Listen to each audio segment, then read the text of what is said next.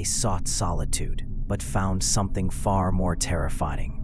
What happens when the only thing left to save you is also the monster? Tonight, we delve into 3 deeply unsettling, true survival stories from the unforgiving wild, where the only mystery greater than what they faced is why they were left utterly alone. The first survivor was a man named Ethan, a quiet software engineer who spent most of his life behind glowing screens and sleepless nights. Nature, he believed, would reset him. Silence would heal him.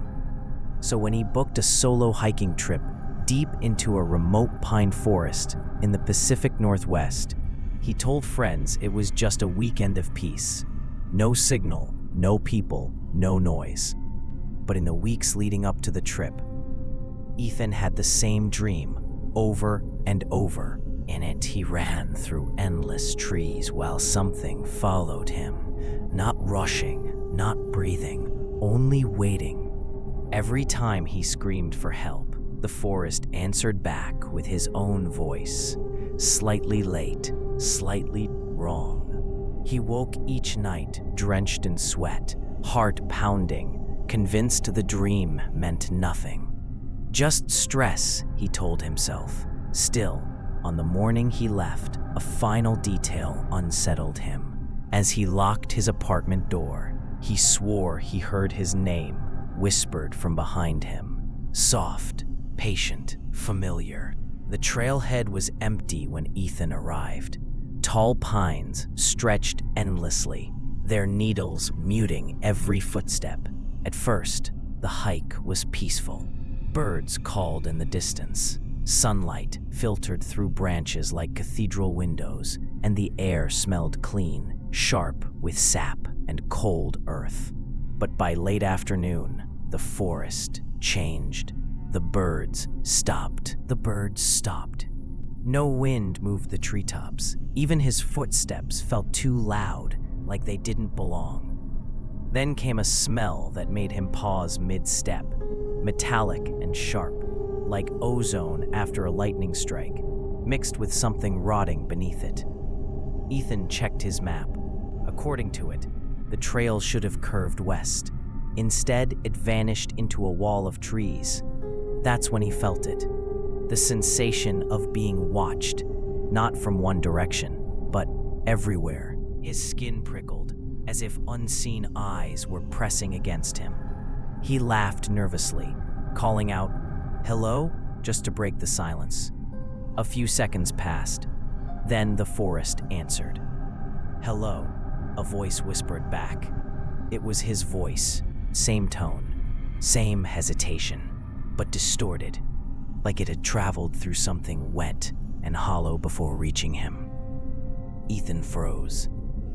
His heart slammed against his ribs as he shouted again, louder this time.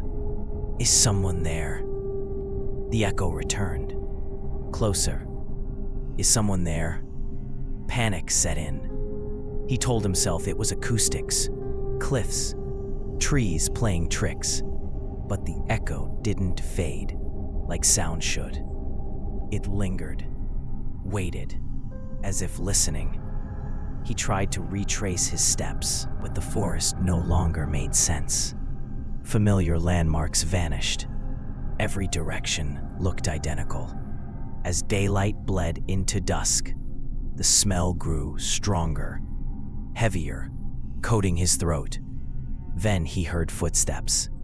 Not behind him, beside him, matching his pace exactly. Ethan ran. Branches tore at his arms. Roots sent him sprawling into the dirt. When he screamed for help, the echo didn't repeat him this time. It laughed, softly, patiently. By nightfall, he collapsed near a cluster of trees, sobbing, convinced he wasn't alone. Convinced something had learned him. His voice, his fear, his hope. That was the worst part, he would later say. Not hunger, not the cold, but the realization that whatever followed him didn't chase, it waited. At some point during the night, exhausted and half delirious, Ethan heard his own voice whisper from the darkness, gentle and reassuring, "It's okay, come this way." And for one terrifying moment, he almost did. Morning saved him. Search helicopters found Ethan 2 days later, dehydrated and shaking, less than a mile from the trailhead. Rangers said sound echoes strangely in those woods. Animal calls can mimic human tones. Stress can fracture perception. Ethan nodded and said nothing, because even now, years later, he refuses to hike alone. And sometimes, when he speaks in a quiet room, he still waits just long enough to make sure his voice doesn't answer back. It's the forest learned how to speak. The water learned how to remember. After the silence of the pines, the second survivor said the sound nearly felt comforting at first. Water meant direction. Water meant life. What he didn't understand, what nearly broke him, was that the creek didn't just flow, it listened. Mark was an experienced backpacker, the kind who trusted maps more than instincts. He entered the backcountry alone in early autumn, following a narrow trail that paralleled a shallow mountain creek. The water ran clear and fast, tapping over stones in a steady, familiar rhythm. But as the hours passed, Mark noticed something wrong. The creek's sound wasn't random. It pulsed, not like rushing water, but like a heartbeat. Too steady, too deliberate. Thump. Pause. Thump. Pause. When he stopped walking, the sound didn't change. When he moved faster, it didn't change either. And beneath it, barely audible, were whispers. He couldn't make out words at first. Just soft, breathy sounds that seemed to rise from the water itself, curling around his ankles as he crossed shallow sections. He told himself it was wind through reeds, fatigue, imagination. That lie didn't survive the first night. Mark set up camp beside the creek, relying on it as a guide back to the trail in the morning. As darkness fell, the whispers grew clearer, not louder, closer. ... They didn't come from one direction. They moved, sliding along the water's surface, stopping just short of language. The heartbeat rhythm continued beneath them, steady and patient, as if counting time. Sometime after midnight, Mark woke to the sound of his backpack zipper moving. Slowly, he reached for his flashlight and froze. His bag was sealed when he went to sleep. Now it lay open, gear neatly arranged beside it, as though someone had carefully searched through his things. The creek pulsed once, twice. Then something whispered his name from the water. By morning, Mark was convinced he was losing his mind. He packed quickly and followed the creek downstream, needing to believe it would lead him out. Instead, the terrain warped. Landmarks repeated. Fallen trees appeared twice. A distinctive boulder shaped like a split skull showed up again and again and again.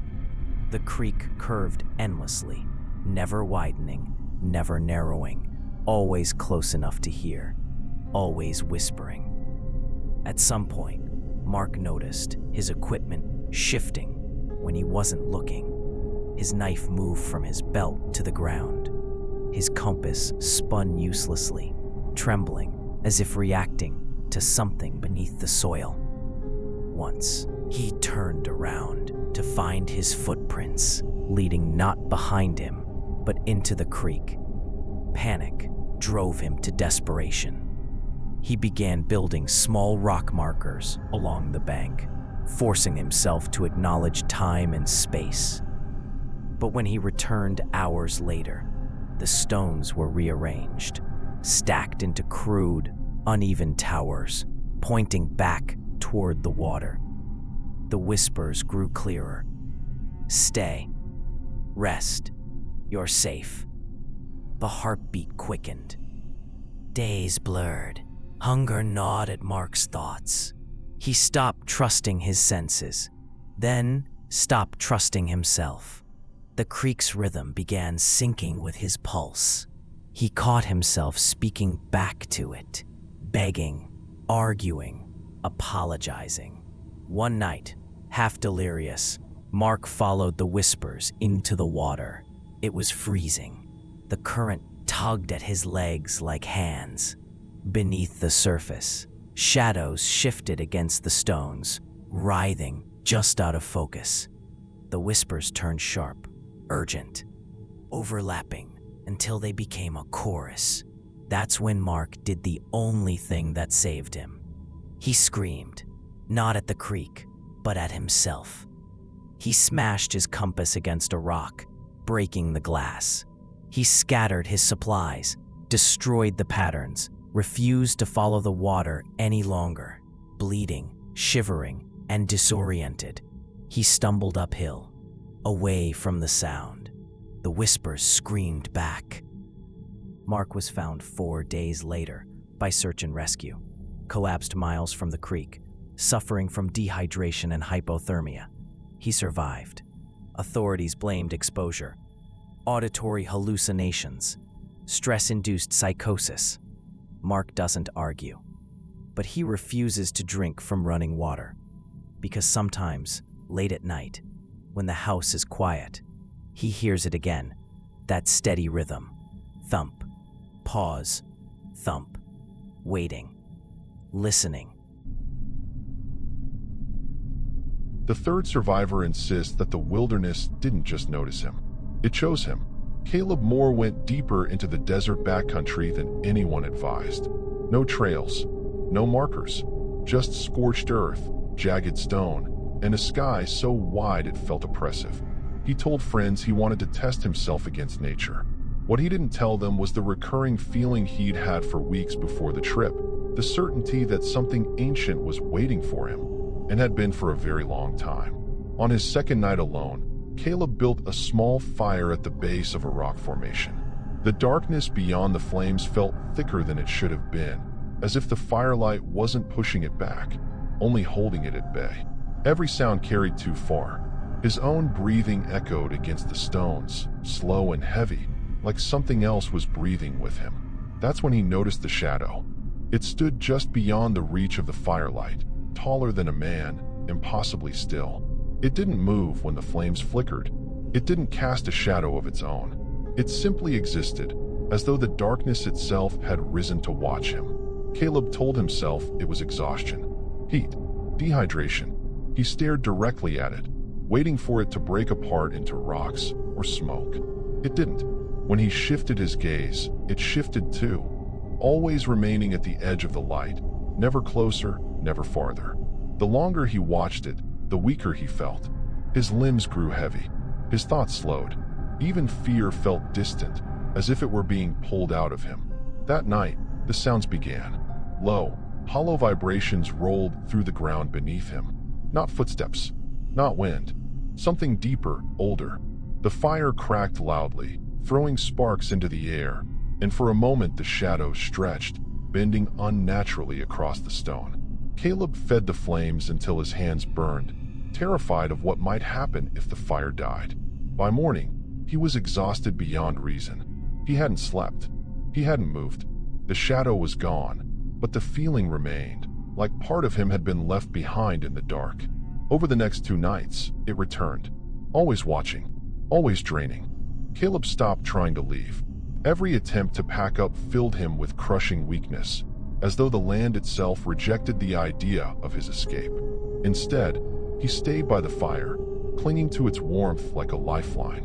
On the 4th night, the fire began to fail. As the flames shrank, The shadows stepped closer than ever before. The air grew cold. Caleb's vision blurred. He remembers whispering, not for help, but for permission to stay alive. At dawn, search teams found him collapsed beside a circle of ash.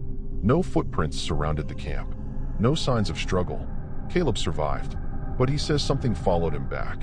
Because even now, when the lights go out, he feels that same presence waiting just beyond the glow. Patient, unchanged, and certain that one day, the fire will finally go out.